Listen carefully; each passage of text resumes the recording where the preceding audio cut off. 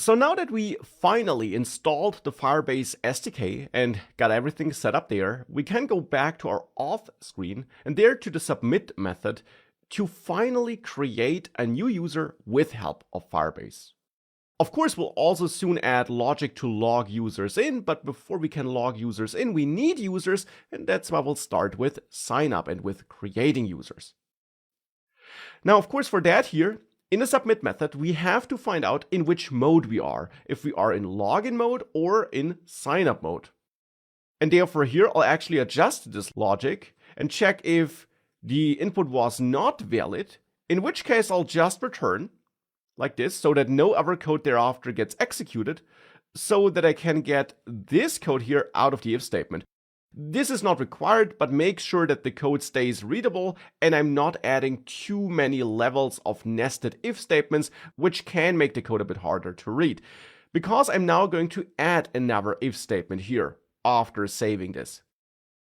I'll check if is login is true. So if we are in login mode. And in that case, we'll add the logic to log users in.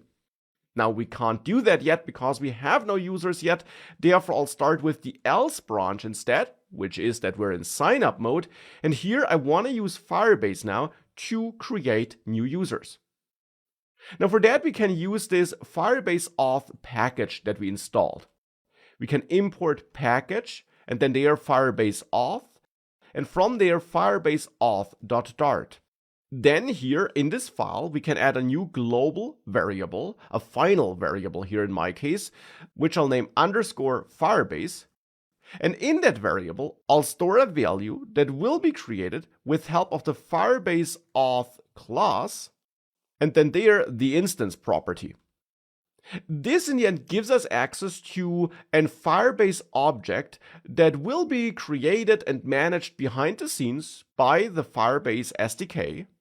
And I'm setting this up once here outside of all my classes because I can then use that same Firebase object over and over again in my entire code.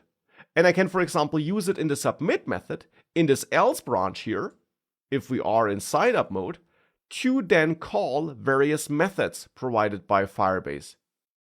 For example, the create user with email and password method here.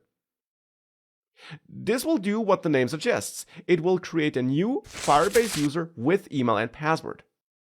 Now, for this method to succeed, you must make sure that in your Firebase project, which you connected to your Flutter project through the Flutter Fire CLI, you got authentication enabled, and specifically you got that email password authentication enabled, as I did here a couple of lectures ago.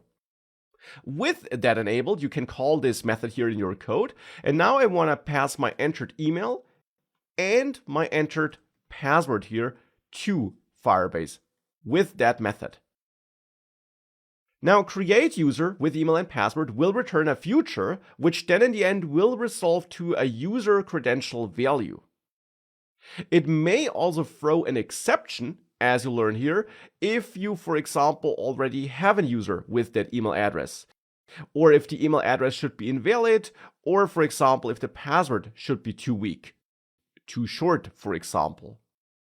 So therefore, because it may throw such an exception and because it regularly returns a future, I want to add async here to handle that future thing and store my user credentials in a variable called user credentials after awaiting create user with email and password. But since, as mentioned, this could fail, we also want to wrap this with try catch. And you learned about that earlier in the course as well. Here we can use try catch to try some code and then catch an exception, an error. And here we can now use a slight variation of try catch and add another extra keyword, the on keyword, which in the end just allows us to define the type this error will be of.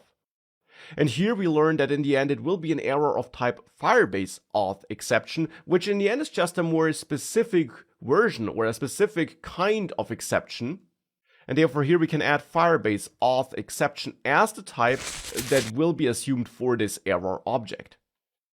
And in this catch block here, we could then check if error code is equal to, and we learn about the available codes here. So for example, if it's equal to email already in use, we could then show an appropriate error message on the screen. Now here I'll not do this error code specific handling. Instead, I'll just in general use the scaffold messenger here of context to clear any existing snack bars and then show a new snack bar thereafter with show snack bar, just as we did it earlier in the course, to then here create a snack bar object where my content in the end will be a text widget, and the text I want to show will be my error message. Now this might be null, and therefore here I'll add this double question mark operator so that if this should be null, I show some fallback message, which could be authentication failed. So with that, we also have at least some basic error handling here, and we're also getting those user credentials if authentication succeeds, or if the user creation succeeds, to be precise.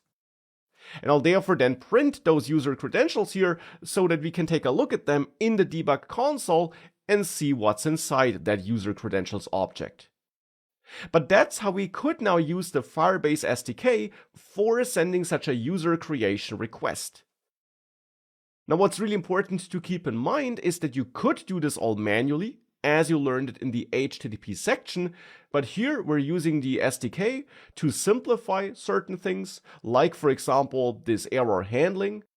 The SDK will ensure that such an error will be thrown, which we can then handle in a quite convenient way, as you see here.